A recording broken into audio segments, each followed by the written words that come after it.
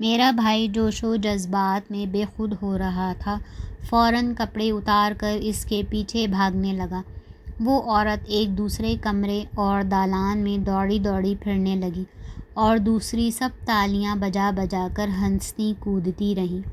آخر ایک کمرے میں آ کر وہ عورت غائب ہو گئی۔ میرا بھائی بھاگ کر دوسرے کمرے میں گیا۔ وہاں اندھیرا تھا، صرف ایک طرف روشنی تھی۔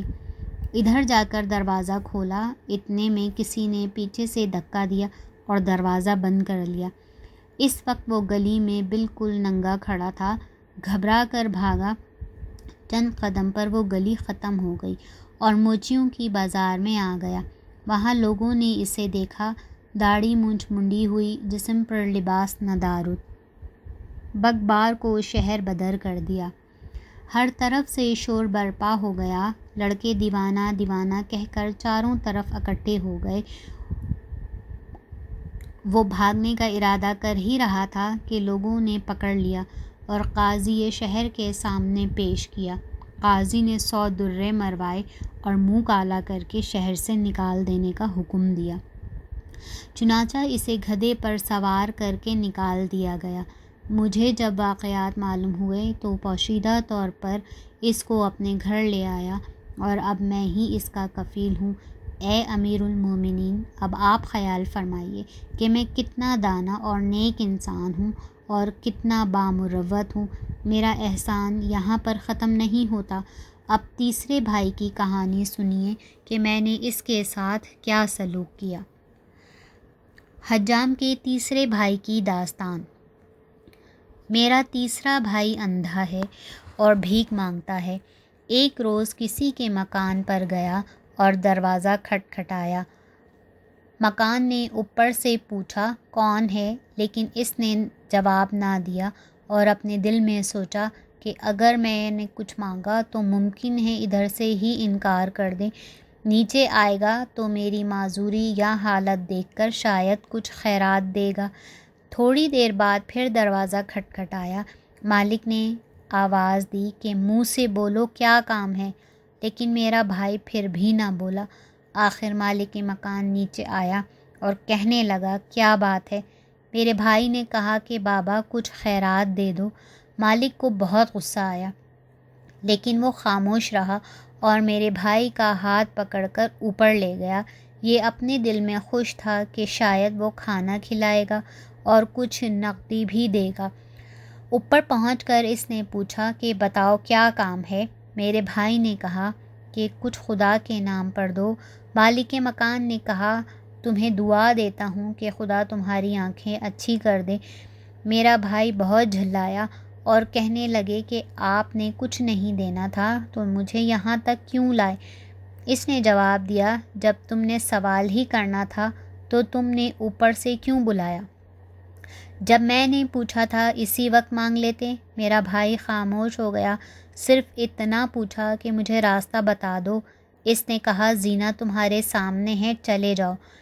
مجبور ہو کر وہ چلا اور زینہ اترنے لگا۔ ابھی چند سیڑھیاں اترا تھا کہ پیر پھسل گیا، گرتا ہوا نیچے آن پڑا، تمام کمر چھل گئی، بڑی مشکل سے اٹھا اور اپنی قسمت کو برا بھلا کہتا چلا۔ مالک مکان بھی اس خیال سے ساتھ ہو گیا کہ کہیں یہ حاکم شہر سے شکایت کرنے نہ چلا جائے۔ راستے میں میرے بھائی کو دوسرے اندھے ساتھی ملے اور سب حال سن کر کہنے لگے کہ جو ہونا تھا ہو گیا، ہمارے پاس روپیہ ہے، تمہاری مرہم پٹی ہو جائے گی۔ مالک مکان واپسی کا ارادہ کر رہا تھا، لیکن روپیے کا ذکر سن کر رک گیا اور خیال کیا کہ دیکھنا چاہیے ان اندھوں نے کتنی دولت جمع کی ہے۔ اندھے وہاں سے سیدھے اپنے مکان پر آئے اور گھر میں داخل ہو کر دروازہ بند کر لیا۔ مالک مکان ان کے ساتھ اندر آ چکا تھا۔ اندھے اطمینان سے اپنی لکڑی چاروں طرف گھمانے لگے۔ جس کے بدن سے لاٹھی چھوٹی، لاٹھی والا پوچھتا کون، دوسرا جواب دیتا۔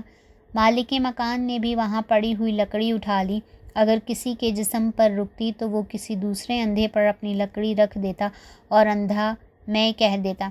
اپنے نزدیک جب اندھے اطمینان کر چکے تو انہوں نے زمین کھود کر اپنا سرمایہ نکالا، پورے 10,000 دینار نکال کر باقی دینار زمین میں دفن کر دیے اور سب کھانے بیٹھ گئے۔ وہ شخص جو ان کے پاس آیا تھا کھانے میں شریک ہو گیا۔ ابھی چند ہی لقمے کھائے تھے کہ ایک اندھا بولا کہ آج تو کوئی غیر آدمی بھی کھانے میں شریک معلوم ہوتا ہے، کیونکہ آج ایسی آواز آ رہی ہے جو پہلے نہیں آتی تھی۔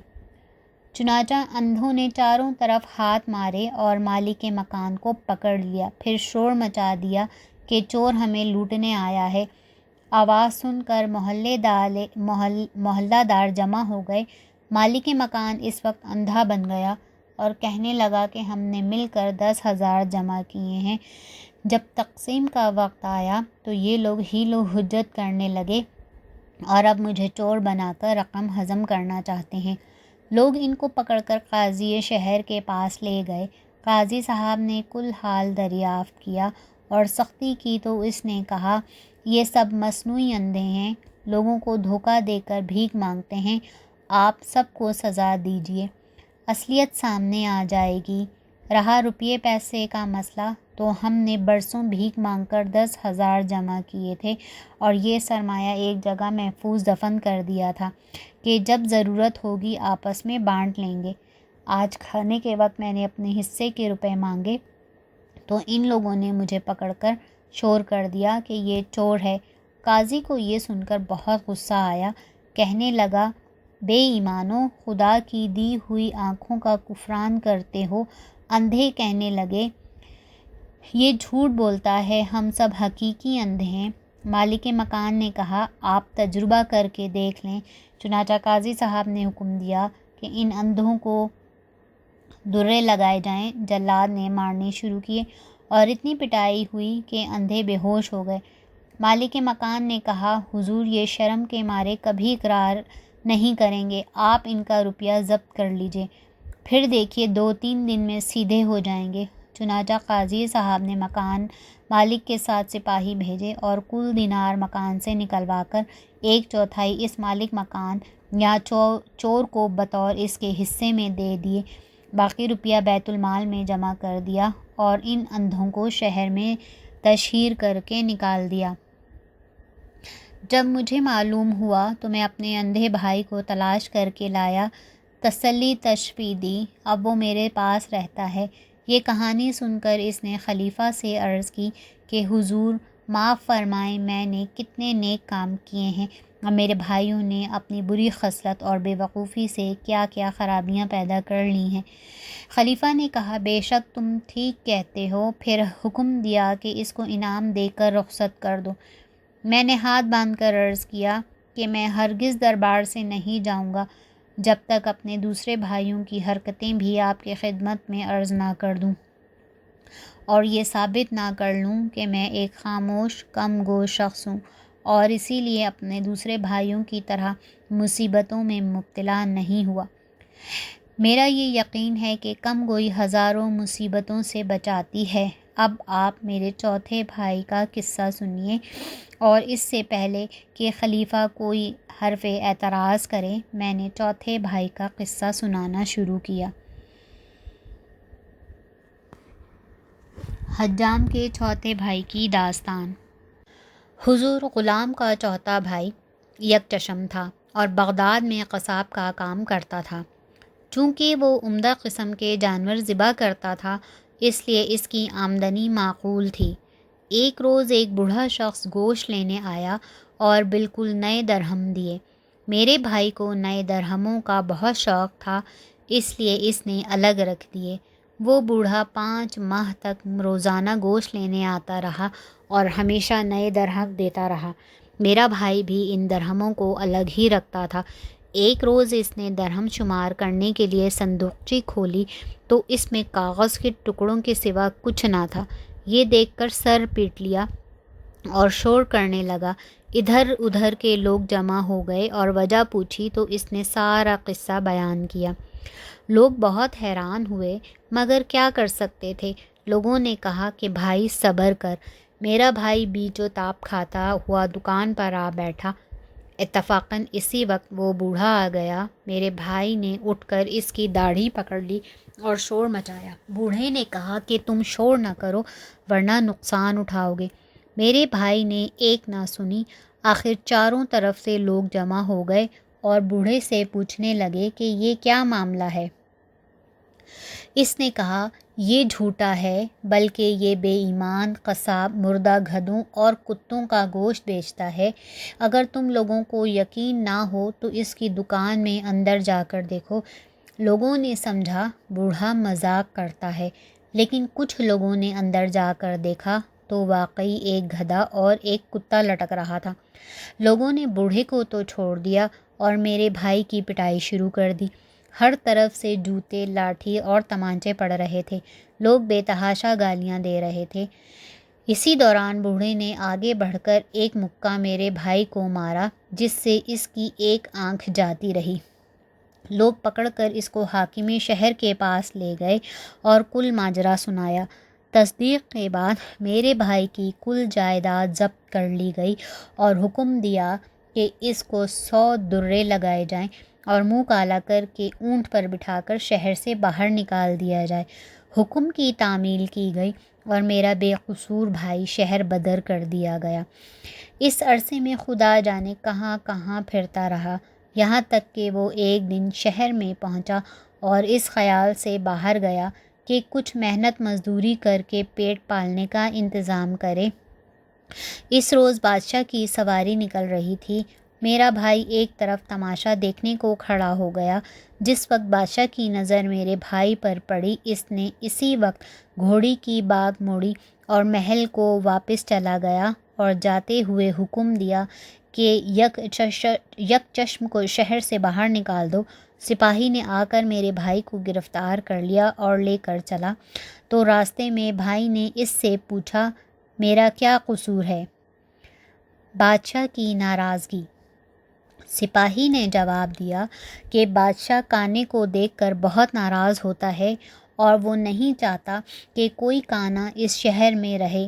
میرے بھائی کو یہ شبہ ہوا کہ کہیں میں قتل نہ کر دیا جاؤں۔ سپاہی سے ہاتھ چھڑا کر ایک طرف بھاگا اور قریب ہی ایک کوچے سے ہوتا ہوا کسی دوسری طرف جا نکلا۔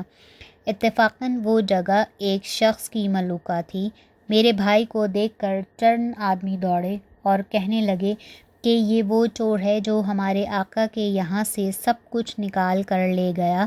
میرے بھائی نے ہر چند کہا کہ میں چور نہیں ہوں۔ تلاشی لینے پر اس کے پاس سے وہ چھری بھی نکلی جو قصاب ہونے کی وجہ سے وہ اپنے پاس رکھتا تھا۔